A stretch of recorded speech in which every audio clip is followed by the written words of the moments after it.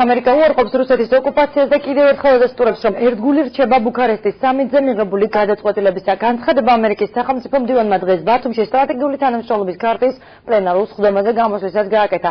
შეხვედრები გაიმართა თავდაცვისა და უსაფრთხოების, დემოკრატიისა და მმართველობის, ეკონომიკის, ენერგეტიკისა და ვაჭრობის, ასევე ხალხთა შორის ურთიერთობებისა და კულტურული გაცვლების ჯგუფებში. როგორ აფასებს ქართული მხარე სამუშაო ჯგუფების რიგით მესამე შეხვედრას. ნათია შავაძე დეტალებით. ამერიკის შეერთებული შტატებისა და საქართველოს სტრატეგიული პარტნიორობის რიგით მესამე და საქართველოში პირველი შეხვედრა. სახელმწიფო მდივნის ქართული სამუშაო დღე სასტუმრო რადისონში დილიდან ყველაზე მასშტაბურ ღონისძიებაში მონაწილეობით დაიწყო. ომნიბუსის შეხვედრა საქართველოს პრემიერ-მინისტრმა გახსნილ გილაურმა სტრატეგიულ პარტნიორს მადლობა ქვეყნის ტრანსფორმაციის პროცესში განხორციელებული რეფორმების მხარდაჭერისთვის გადაუხადა. ეს ვიზიტი გარკვეულწილად ხაზს უსვამს ამერიკის შეერთებული შტატების მიერ საქართველოში ტრანსფორმაციის პროცესში განხორციელებული ისეთ მნიშვნელოვანი რეფორმების აღიარებას და მხარდაჭერას, როგორიცაა მდგრადი დემოკრატიული ინსტიტუტების განვითარება, ხელსაყრელი ბიზნეს გარემოს შექმნა, თანამედროვე ინფრასტრუქტურის განვითარება და მოქალაქეებისთვის მაღალი კლასის სერვისების მიწოდება. ამერიკის შეერთებული შტატების და საქართველოს სტრატეგიული პარტნიორობის ქარტია ძირითადი ჩარჩოა ჩვენს ორ დემოკრატიას შორის და წარმოადგენს თანამშრომლობის პლატფორმას ჩვენი ურთიერთობების ყველა მიმართულებით. ქარტიის ფარგლებში შექმნილი ეს პარტნიორობის კომისია კიდევ ერთხელ ხაზს უსვამს ჩვენს მისწრაფებებს დემოკრატიის, კანონის უზენაესობის და ადამიანის უფლებების დაცვის კუთხით. ჩვენ უაღრესად მადლიერნი ვართ შეერთებული შტატების მიერ ჩვენი სუვერენიტეტისა და ტერიტორიული მთლიანობის ურყევი მხარდაჭერისათვის. დღეს, როცა საქართველოს ტერიტორიის 20% რჩება ჩვენი ჩრდილოელი მეზობლის უკანონო სამხედრო ოკუპაციის ქვეშ, გვჯერა, რომ საერთაშორისო თანამეგობრობა არ დაზოგავს ძალებს მშვიდობიანი გზით სამართლიანობის აღდგენის მხარდაჭერისათვის. ჩვენ განსაკუთრებით ვაფასებთ ქარტის სამუშაო ჯგუფებში მიღწეულ იმ პრაქტიკულ შედეგებს, რომლებიც ორიენტირებულია მოქალაქეთა კეთილდღეობაზე და აახლოებს ჩვენს ერებს. ამ მხრივ განსაკუთრებით დასაფასებელია შეერთებული შტატების მთავრობის გადაწყვეტილება საქართველოს მოქალაქეთა ბევრი კატეგორიისთვის ვიზების ხანგრძლივობის ვადის გაზრდასთან დაკავშირებით. ეს არის მნიშვნელოვანი მოვლენა და ჩვენ ვიმედოვნებთ, რომ ამ მიმართულებით კიდევ უფრო აქტიური ნაბიჯები გადაიდგება უახლოეს მომავალში. ჩვენ ვამაყობთ იმით, რომ საქართველოს თავისი წვლილი შეაქვს საერთაშორისო უსაფრთხოების განვითარებაში, რაც გამოიხატება იმაში, რომ ავღანეთში ISAF-ის ოპერაციაში მონაწილე სამხედრო ძალების სიდიდით მეორე არა ნატოს წევრი ქვეყანა ვართ, მალე კი არა ნატოს წევრი პირველი კონტრიბუტორი ქვეყანა გავხდებით. ქალბატონ სახელმწიფო მდივანო, ამერიკის შეერთებული შტატების როლი უაღრესად მნიშვნელოვანია ევროატლანტიკურ სტრუქტურებში ჩვენი ინტეგრაციისათვის. თქვენი ქვეყნის ურყევი მხარდაჭერა მრავალჯერ იყო დემონსტრირებული როგორც პირდაპირ თქვენ მიერ, ასევე ამერიკის შეერთებული შტატების სხვა ოფიციალური პირების მიერ. მე მინდა ჩვენი განსაკუთრებული მადლიერება გამოხატო ჩიკაგოს სამიტზე თქვენი კონსტრუქციული პოზიციისთვის. როგორც ასპირანტი ქვეყანა ჩვენ გავაგრძელებთ გზას ნატოს წევრობისაკენ. საქართველოს დამოუკიდებლობის აღდგენის შემდგომი პერიოდიდან ამერიკის შეერთებული შტატების ფინანსური დახმარება მძლავრი კატალიზატორია იმ დემოკრატიული ტრანსფორმაციის და რეფორმების პროცესის, რომელიც ქართულ ხალხმა დაიწყო თითქმის 10 წლის წინ. ამ მხრივ განსაკუთრებით მინდა აღვნიშნო 1000 წლეულის გამოწვევის კორპორაციის Millennium Challenge Corporation-ის გადაწყვეტილება საქართველოსთვის მეორე კომპაქტის მინიჭების და მის ფარგლებში განათლების სფეროში პროექტების განხორციელების შესახებ. სულს განსაკუთრებით ხაზი გაუსვა იმას, თუ რამდენად ვაფასებთ თქვენს პირად წყვილს საქართველოს, როგორც რეგიონში დემოკრატიული ტრანსფორმაციის და ეკონომიკური რეფორმების სანიმუშო ქვეყნად ჩამოყალიბების მხარდაჭერაში. ქარტიის ფარგლებში ჩვენი ომხრივი მუშაობა მნიშვნელოვანი ხელშეწყობაა იმ თვალსაჩინო პროგრესისა, რომელსაც მივახციეთ ინსტიტუციური მშენებლობის, კორუფციის აღბურთვის და გამჭვირვალობის უზრუნველყოფის პროცესში. ამერიკის ნომერ პირველმა დიპლომატმა სიტყვით გამოსვლისას აქცენტები სტრატეგიული პარტნიორობის გაღრმავებაზე, რეგიონულ უსაფრთხოებაზე, სავაჭრო ურთიერთობებზე და ამერიკა-საქართველოს ერთობლივ მიზნებსა და ფასეულობებზე გააკეთა. ამერიკამ მაღალჩინოსანმა იქვე დასძინა, რომ თეთრი სახლი ამაყობს საქართველოსთან პარტნიორობით. ამერიკის დელეგაცია, რომელიც აქ იმყოფება, წარმოადგენს ჩვენი პარტნიორობის საფართოებას, რადგანაც ჩვენი ერები მუშაობენ ერთად სხვადასხვა საკითხზე, რომელიც აყალიბებს ხალხის ცხოვრებას, აძლიერებს რეგიონალურ და გლობალურ უსაფრთხოებას, ზრდის სავაჭრო და ეკონომიკურ კავშირებს, ეხმარება ქართველ ხალხს, რათა შეასრულონ დემოკრატიული მისწრაფებები. ჩვენ ვიზიარებთ ერთობლივ მიზნებს, ერთობლივ ინტერესებს და ჩვენი ერები იზიარებენ ერთობლივ ფასეულობებს. 2009 წელს ჩვენ ჩამოვაყალიბეთ სტრატეგიული პარტნიორობის კომისია იმისთვის, რომ ამერიკა საქართველოს რეგიონალურ პარტნიორობას შემდეგ დონეზე აგვეყვანა. ჩვენ გვინდოდა მეტი შედეგები ვქონოდა ჩვენი ერთობლივი მუშაობის დროს და მეტი სარგებელი მოგვეტანა ჩვენი მოქალაქეებისთვის. ჩვენი შეხვედრები მას შემდეგ დაგვეხმარა ამოგვეცნო მთავარი მიზნები და ის რომ რა არის საჭირო მის მისაღწევად.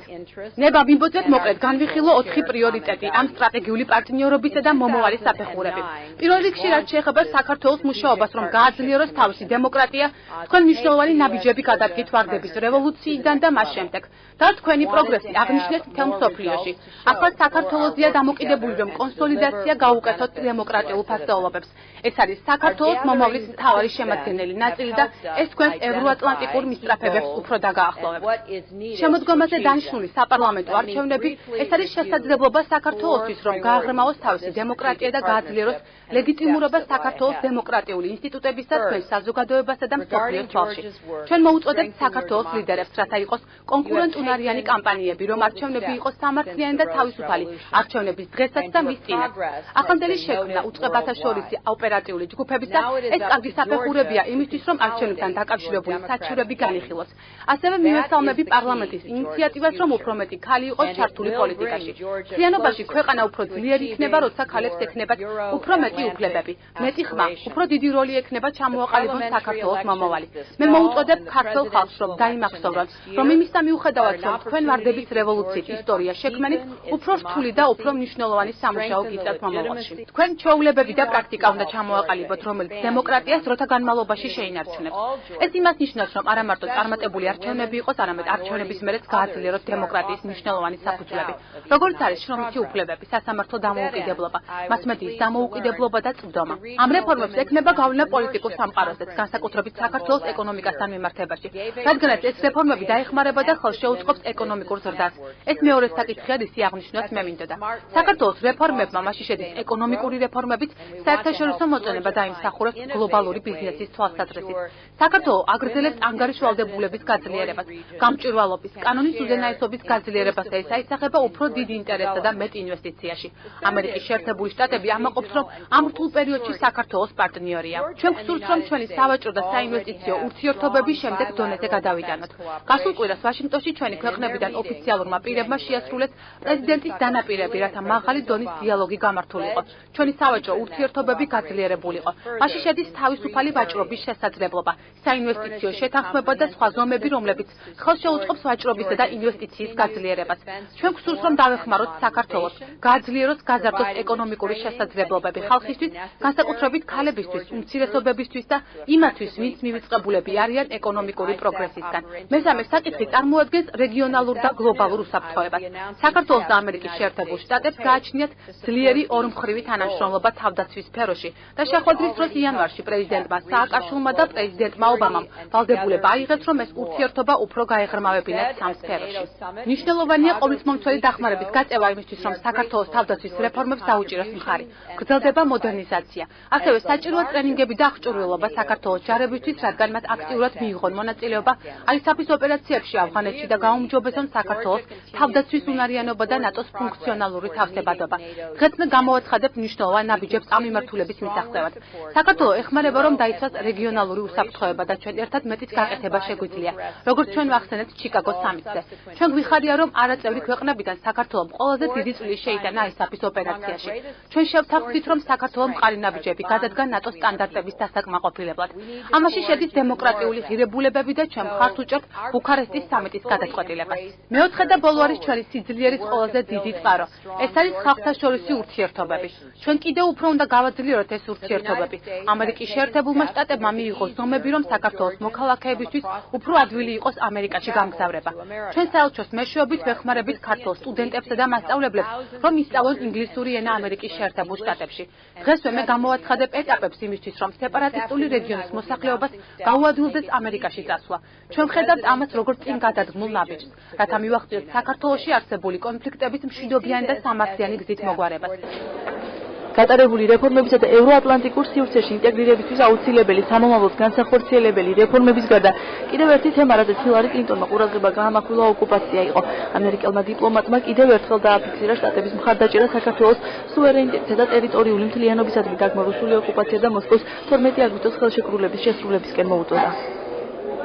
ამერიკის შეერთებული შტატები მხარს უჭერს საქართველოს სუვერენიტეტს და ტერიტორიულ მთლიანობას.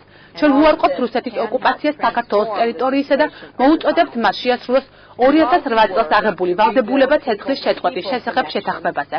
ამაში შედის სამხედრო ძალების გაყვანა. წელს ჩვენ აღვნიშნავთ საქართველო-ამერიკის დიპლომატიური ურთიერთობების 20 წლის თავს. ჩვენ ვხედავთ თუ რა პროგრესი მიაღწია საქართველომ ამ წლების განმავლობაში. ჩვენ ძალიან ბევრი მიზეზი გვაქვს იმისთვის, რომ ოპტიმისტურად ვიყოთ განწყობილი იმის თაობაზე თუ რას მოგვიტანს მომავალი. მოდით დავიმახსოვროთ რისთვის ვიღწვით. ჩვენ ვმუშაობთ ჩვენი ქვეყნების ხალხისთვის და იმ თაობებისთვის, რომლებიც მომავალში უსაფრთხოებას ააშენებენ და ეს კეთილდღეობაზე, მშვიდობასა და თავისუფლებაზე იქნება დამყარებული. ქვეყანაში გატარებული რეფორმების წარმატებულობის კიდევ ერთხელ ხაზგასმა და მაღალი ტრიბუნიდან ტერმინი ოკუპაციის გაჟღერება კლინტონის მიმართვის შემდეგ ქართულმა მხარემ სახელმწიფო მდივნის სიტყვით გამოსვლა შეაფასა. ყურადღება მინდა გავამახვილო იმ გზავნილებზე, რაც მოსკოვის მიმართ იყო გაჟღერებული. კიდევ ერთხელ ჩვენ ვიცით, რომ მას ყოველთვის ჰქონდა თავის ლექსიკონში ტერმინი ოკუპაცია, ოკუპირებული და მოწოდება, რომ მოსკოვმა და კრემლმა შეასრულოს თავისი ვალდებულებები. ამერიკის შეერთებული შტატები პირველი იყო, ვინც საქართველოს ოკუპაცია როგორც ასეთი იურიდიულად აღიარა და როგორც ასეთი წარმოთქვა სამართლებრივ ტერმინად და დაამკვიდრა რეალურად მსოფლიოში, რითიც ნათელი გახდა, რომ ეს არ არის მხოლოდ ქართული დამოკიდებულება, არამედ ეს არის მსოფლიო იურიდიული სტატუსი, რომელიც შეიძლება ესადაგებოდეს საქართველოში მიმდინარე პროცესს, საქართველოს დე-ფაქტო მდგომარეობას. შესაბამისად განსაკუთრებულად მნიშვნელოვანია არა მხოლოდ პოლიტიკურად, არამედ იურიდიულადაც, როდესაც ასეთი მაღალი ტრიბუნიდან უმაღლესი წარმომადგენლები აცხადებენ და მუდმივად ხაზს უსვამენ იმ გარემოებას, რომ საქართველოს ტერიტორიები 21 საუკუნეში ჯერ კიდევ ოკუპირებულია უცხო სახელმწიფოს მხრიდან და სწორედ ეს არის ამის მუდმივი ხაზგასმა მაღალი წარმომადგენლების მხრიდან არის საწინწარი იმისა, რომ იმედი მაქვს ახლო მომავალში ეს საკითხი გადაიჭრება. ომნიბუსის შეხვედრის პრესისთვის ღია ნაწილი პრემიერისა და სახელმწიფო მდივნის სიტყვით გამოსვლით დასრულდა სტრატეგიული პარტნიორობის ქართლის ფარგლებში შექმნილმა დემოკრატიისა და მმართველობის, ეკონომიკისა და ვაჭრობის, უსაფრთხოებისა და თავდაცვის ხალხთა შორის ურთიერთობების ორმხრივმა ჯგუფებმა მუშაობა დახურულ კარს მიღმა გააგრძელეს. შემაჯამებელ შეხვედრაზე აქცენტი თავიზო რეჟიმის გამარტივებაზე, თავისუფალ ვაჭრობასა და თავდაცვისა და უსაფრთხოების სფეროში თანამშრომლობის გაღრმავებაზე გაკეთდა. 4-ვე მიმართულებაზე ჩვენი სტრატეგიული პარტნიორობის, უსაფრთხოებაზე და თავდაცვაზე, დემოკრატიულ რეფორმებზე, ეკონომიკურ თანამშრომლობაზე და ხალხებს შორის ურთიერთობაზე გადაიდგა კონკრეტული ნაბიჯები და შეთანხმდა კონკრეტული ნაბიჯები. პრეზიდენტ სააკაშვილის და პრეზიდენტ ობამას შეხვედრის დროს იქნა მიღებული რამოდენიმე ძალიან მნიშვნელოვანი სტრატეგიული გადაწყვეტილება. მოგეხსენებათ, ეს ეხებოდა ჩვენ თავდაცვიანობის თანამშრომლობის გაღრმავებას, ეს ეხებოდა თავისუფალი ვაჭრობის შესახებ მაღალი დონის დიალოგის დაწყებას და სხვა საკითხებზე და მათ შორის თავისუფალი ვაჭრობის შესახებ. ჩვენ დღეს ვნახეთ, რომ ეს გადაწყვეტილებები ახლა იქნა განხორციელებული, დაიწყო კონკრეტული ნაბიჯების გადადგმა. უსაფრთხოებასა და თავდაცვაში, საჰაერო სივრცის კონტროლის და მიმართულებით წვნის და დახმარების მიღების თვალსაზრისით კონკრეტული ნაბიჯები. სახელმწიფო მდივნის ვიზიტისას განხილული იყო კონკრეტული პროგრამები და როგორც გამოცხადდა, ეს პროგრამები მიმართული იქნება საქართველოს შეიარაღებული ძალების მოდერნიზაციისკენ. კონკრეტული პროგრამა იქნება საქართველოს საჰაერო სივრცის კონტროლის პროგრამა, რომელშიც ამერიკის შეერთებული შტატები დაგვეხმარება. ასევე მიღებული იქნა გადაწყვეტილება საქართველოს შეიარაღებული ძალების ქვედანაყოფების მომზადება თანამედროვე 21 საუკუნის აღჭურვილობით ტერიტორიული მთლიანობის დაცვის უზრუნველსაყოფად. რეფორმები, რაც განვახორციელეთ საქართველოში, ამ რეფორმებს ამერიკის შეერთებულ შტატებთან ერთად განვახორციელებს სხვადასხვა ქვეყნებში. სწორედ ეს არის ძალიან მნიშვნელოვანი სტრატეგიული ნაბიჯი, იქედან გამომდინარე, რომ საქართველო არის სამაგალითო ქვეყანა და სხვა ქვეყნებს აქვთ ინტერესი ამ რეფორმების გაკეთება. მეორე ძალიან მნიშვნელოვანი სტატუს ნეიტრალურ დოკუმენტებთან დაკავშირებით, რომელიც გაიცემა იუსტიციის სახლებსა და სამოქალაქო რეესტრში, ოკუპირებულ ტერიტორიაზე მცხოვრებ ადამიანებს შეუძლიათ აიღონ ეს დოკუმენტი და შეეძლებათ უკვე მიიღონ ამერიკის შეერთებული შტატების ვიზა.